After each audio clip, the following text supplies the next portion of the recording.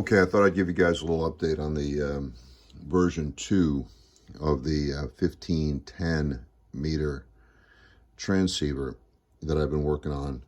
And as I go through, I'm going to just talk a little bit about the kind of the innovations that have taken place. A lot of times this looks like just the same old BitX transceiver that we've been building for many years now.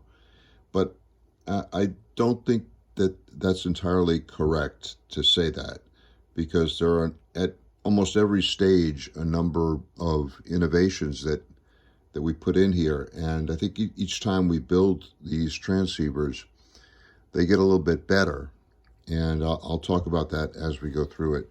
But just let me look at this high tech here. I'm going to go down like here. Look at this. Whoa! Look at that. Look at that. This gives us sort of an overview of what's happening with this rig. And just to describe it, we start up here at the antenna, of course, go through the low pass filter. That's the low pass filter I built over there. I'll show you that in a minute. Then go through the first TR relay. I'll just describe the receive path because I've only built the receiver so far, mostly. Go through the receive pass, go through a second TR relay, goes to the first band pass filter relay, and selects either the bandpass filter for 10 meters or the bandpass filter for 15. Then it goes to the first TIA. Then it goes to the first mixer, second TIA. Goes to a 25 megahertz filter, another TIA. Then goes through another diode ring mixer, which mixes it with the BFO, with the carrier oscillator, or the BFO frequency, depending on whether you receive or transmit. Then it goes through audio frequency amplifiers to the speaker, or in the transmit path, microphone amplifier takes it towards the transmit side. All right, let me pan up here now. Let's look at the actual transceiver. We'll look at this here. Okay, so I talked about the, this is the low pass filter. Now, I'm trying to cheat a little bit here because I'd like to have just one low-pass filter. I know I need a low-pass filter at the output, but I'd like to have one that covers both 10 and 15 meters. So I need a cutoff frequency around 29 megahertz, 30 megahertz, maybe a little bit higher. And then hopefully then that'll also cut off the second harmonic from the 21 megahertz signal. The problem is that when I look at this thing through ELSI or other programs, other simulator programs, it doesn't look like the second harmonic cutoff on 15 meters is sufficient. It only looks like about 13 or 15 dB, I think. So I may have to build another separate low-pass filter to cover 15 meters. Now, maybe not, because I'm running this thing through an amplifier that has its own low-pass filters on the output that are much more robust. So I might get away with it, but I don't know. So I'm going to leave some space here on the board, probably this space in here, to put in a separate 15 meter low pass filter rather, with a couple of relays probably to switch it, because relays are important. So from the low pass filter on the receive side, I have built two band pass filters. Now, I struggled with these a little bit because on this rig, the bandpass filters have to be pretty steep, pretty narrow, and they need to have the right kind of shape. So if you're looking, this is the 15 meter bandpass filter, this is the 10 meter bandpass filter. On 15 meters, we're looking to knock down the 10 meter signal. So this really needs to be what would be called a low pass filter. On 10 meters, when you're running the thing on 10 meters, you're looking to knock down the 15 meter signal. So here you need more of a high pass characteristic. So the form of the two filters is different. You guys will notice that I built them on pieces of wood. I cut out little pieces of wood stock. The wood stock's about 1/3 of an inch wide, and then I just glued onto it a strip for ground on either side, and then 4 or 5 pads for the interim. Now, I did this because on previous bandpass filters, I had problems because I thought that my pads were actually forming small capacitors to the ground substrate. That in this case is the foil that I've tacked onto the or that I've just adhered to the wood underneath. So the idea is that if I just raise things up by about 1/3 of an inch, it'll cut down on the capacitive coupling to ground that may have been messing up the shape of the bandpass filters. I have two little relays at either side that switch between 10 and 15, and the switching arrangement is kind of crude, but when I power up these relays, it switches from 10 to 15 here, and there's another relay back here on the VFO that shifts the VFO frequency slightly, so that when this thing is connected, I'm getting 10 meters. When I take this thing off, it powers down, and I'm on 15 meters, and it switches quite nicely.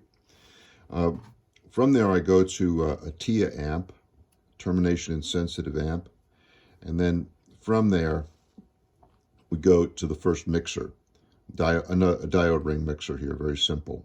Kind of a homebrew diode ring mixer, sort of the same thing you'd get from an SBL1, but homebrew. And I'm still using the tri-filler toroids built on FT37-43 material that Farhan left me many years ago. All right, from that mixer, we go back over to the first TIA amp here, which is prior to the crystal filter. Now, just a couple of comments about why we're using termination insensitive amplifiers here. And the reason is I trace this back to a conversation I had with Farhan several years ago over the internet. This was back in the day when I was building BitXs without termination insensitive amplifiers. You'll remember that the first BitX transceiver that Farhan put out, the BitX20, which came out really just in schematic form, he didn't use termination insensitive amplifiers. He just used bilateral amplifiers. So there'd be one transistor on transmit, one transistor on receive, and you'd switch them by changing the voltages on it. And this was great, except I started thinking about ripple and the impedance that it's required on either side. And my question to Farhan, I said, hey, listen, when you're on the receive side and the signal's going on the receive path, okay, you're going to have another amplifier on the far side of the filter, but the input impedance of that amplifier, because it's not termination insensitive, is going to depend a lot on what follows it, on the impedance that's going to be presented by the other mixer, by the audio amplifiers that follow it. How do you determine that? And Farhan's advice was, hey, it's time to move to TIAs, because if you put a TIA here and a TIA here, by definition, you're going to have 50 ohms at this point, 50 ohms at this point. And if you need to do it's going to be 50 ohms either way. And if you need to make an impedance transformation on either side, you know what the impedance required by your filter is, because you've got that from Dishall and from characterizing the crystals. Then you can come up with either, whatever kind of impedance transformation circuit. It could be something as simple as a transformer on either side to come up with the correct impedance. And you'll know you have the correct impedance when you look at the kind of the sweeped filter shape. You could do this on a nano VNA. Excuse me. And if you're seeing a lack of ripple, then you're in pretty good shape. One thing I'll point out, this is another area of innovation, I guess, is that you'll notice here I'm using 10-pole crystal filters, 10 poles. That's kind of unusual. I think the BitX20 was using 4 crystals at a much lower frequency. So I'm using 10 crystals here at 25 megahertz. The reason I picked 25 megahertz is because it's right in the middle between 21 megahertz, 15 meters, and 28 megahertz, 10 meters. So in this way, I can come up just by taking the sum and the difference frequencies, I could come up with a dual band transceiver that covers both 15 and 10. This is the same general architecture that I used when I built the 1712 rig. I picked an IF at around 21.4 megahertz, which was halfway between 12 meters, which is 24.9, and 17 meters, which is 18.1.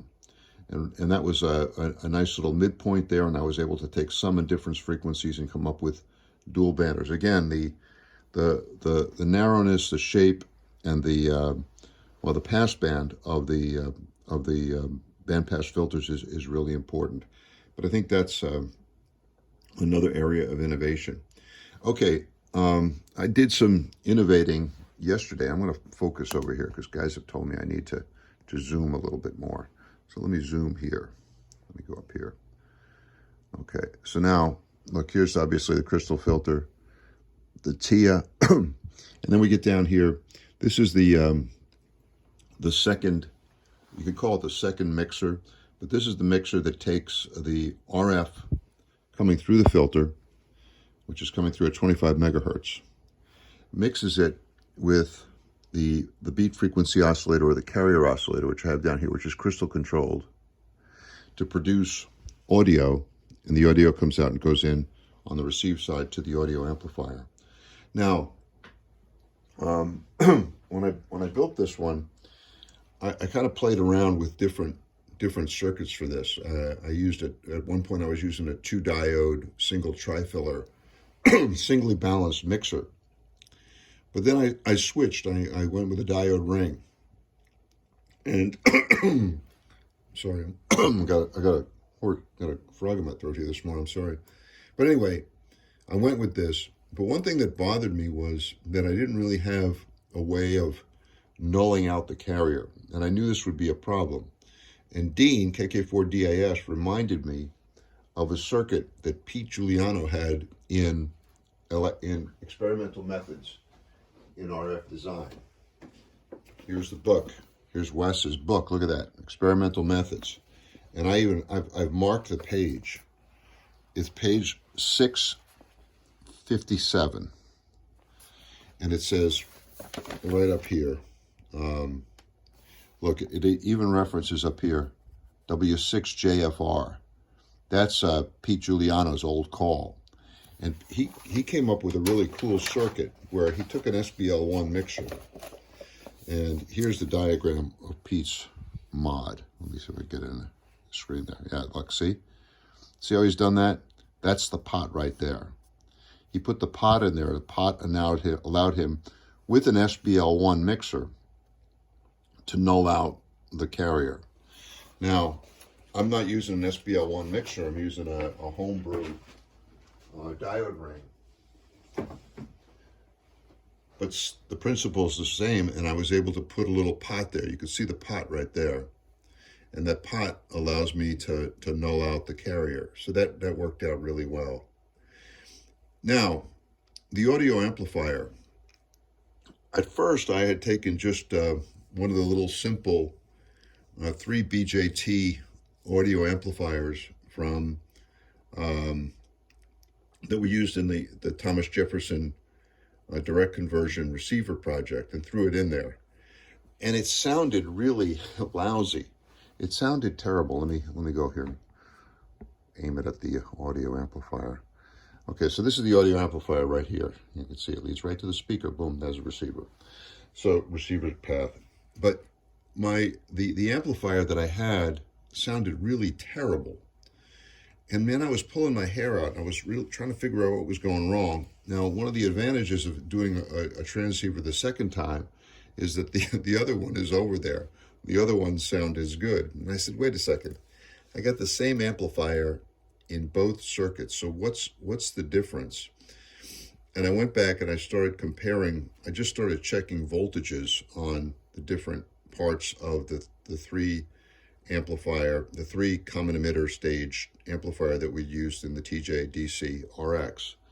And I noticed that in the one that I had put in this particular transceiver, the collector voltage on the final amplifier in the audio chain was way low.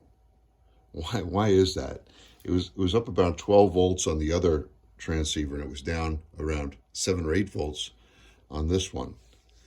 And man, I just realized that what I had done is I'd been fooling around switching the emitter resistor on that amplifier, and at one point I had moved it down to 10 volts, which was way too low.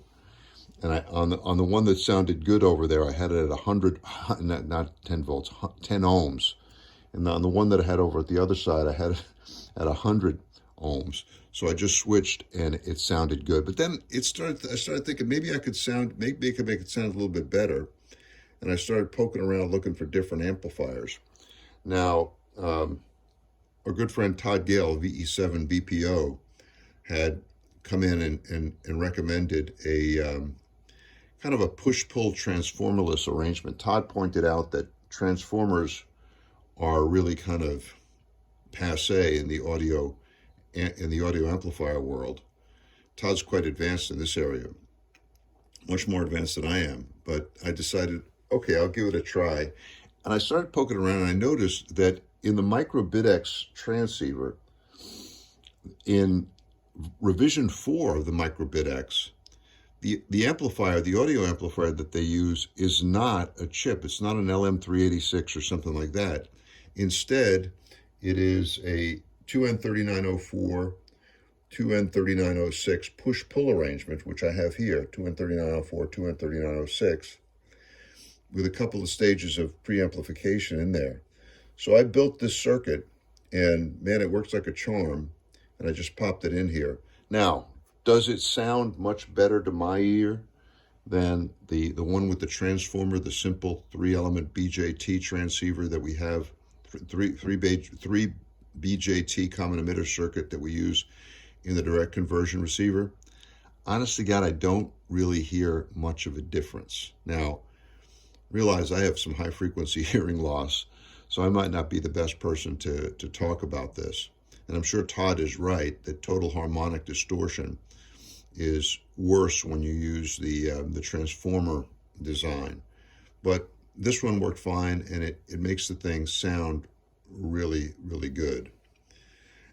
Yesterday, I guess I started work on the transmit side, and I just built the microphone amplifier. This is just as right out of microBitX. It's a single 2N3904, and it just takes the input from the microphone, amplifies it, and sends it on to the mixer up here. You can see audio coming out of the amplifier coming right up in here. Yeah, I'm showing that. I'm zoomed properly. Anyway, let me go down here and talk about the amplifier. Yeah, there we go. Look, that's just the single BJT amplifier. Now, one thing I want to do here that I haven't done in previous circuits is I want to put a little gain control, audio pot microphone gain control. So I've kind of rigged it up here. Here's where microphone will go in. It'll go through this pot before it hits the amplifier. This will allow me to just sort of set the mic gain. I'll put this on the front panel. This wire will probably be significantly shorter, but I'll put this on the front panel, on the microphone in right there. I'll probably use my beloved D104 microphone and get this thing going. And this will allow me just to say, okay, I'm not gonna have to fiddle around with the amplifier in the base of the D104, but I can instead just use this thing, set it where I want it, and then as I switch the D104 around to various rigs, this thing will always be set at the optimum level so that I'm not flat topping or anything. So that's where we stand with this rig now, and I'll just go through and just kind of do a summary of what I consider kind of the innovations here. Let me zoom back out here. Let me zoom so you guys can see the whole rig. All right.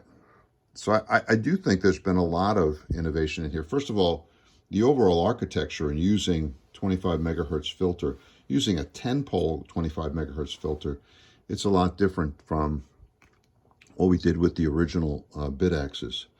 I think there's been a lot of innovation with the bandpass filters steeper skirts, one upper sideband, one lower sideband, just to get maximum rejection of the unwanted output from the first mixer. There you go. And then some innovation in here with the low-pass filter. Maybe I'll get away with it, maybe I won't. Look, I even have a reverse polarity protection circuit in there.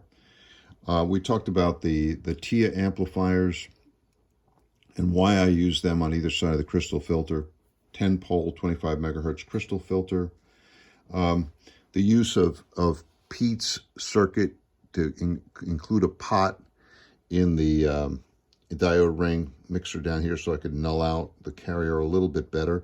I think that Pete's circuit there really helps a lot because, I know that I'm not building these diode ring mixers exactly the way I should be.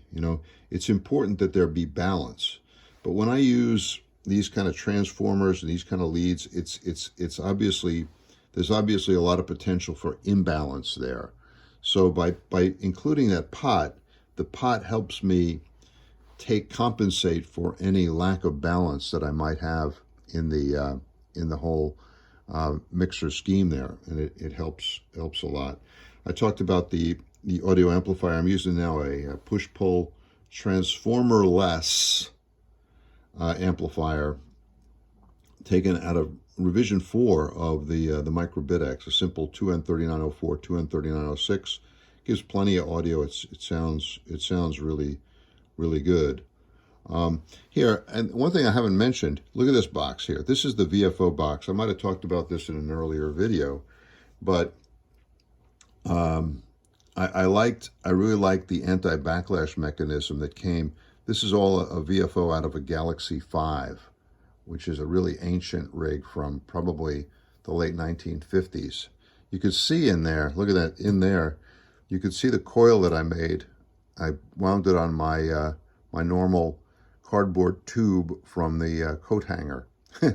And it operates well, it operates well down in the 3.5 megahertz range. And it's really stable. Yeah, I mean, when you turn it on from a cold start, it'll drift for a few minutes, but then it settles down. And so the idea that it's impossible to get these kind of LC VFOs to be stable, I think is just incorrect. It's a challenge. It's harder to get them stable than it would be if you just put in a 31 SI 5351 circuit. But I don't like the SI 5351 circuits because it causes me to have to mess with a whole bunch of code and graphical user interfaces and Arduinos, and I just don't like it. I'd rather do it this way. So this is all for fun, and I've done it this way. I guess another innovation is the whole platform that I'm using. I'm using a pine board at the base, and I've cut it to be about the same size as the other rigs in this series, so this way I can stack them easily. Look how I've taken a piece of PC board and just screwed it onto the base and used that for the connectors. So I have the antenna connector. This connector will eventually connect up to the TR circuitry and will allow me to key the external amplifier when I hit the push to talk to go from transmit to receive. I've got a little power connector in here. Here's the diode, the reverse polarity protection circuit here. One thing I want to do, and Farhan has been encouraging this for a while, is I want to use this with Cascade. I want to take all the gain values and all the loss values all the way through here and put it in there and plug it in there and see what kind of dynamic range, what kind of IMD distortion I have and all that other kind of stuff. I want to get a little bit more rigorous about transceiver, especially receiver design. So anyway, that's where it is right now. What I have left to do is I've left this space in here. This will be for the RF amplifier circuit. I'll probably go with an RD06, and I'll probably use the same RF amplifier circuit that I've been using in previous designs with great success. It hasn't taken off on me, hasn't given me any instability problems, and that's the RF those are the RF amplifiers that come out of Farhan's BitX40 module. And I really like that thing. I do substitute an RD06 for the IRF 510 because, you know, we're getting up in frequency here, and that RD06 is a part that handles, I think, the higher frequencies better than the IRF 510, much as we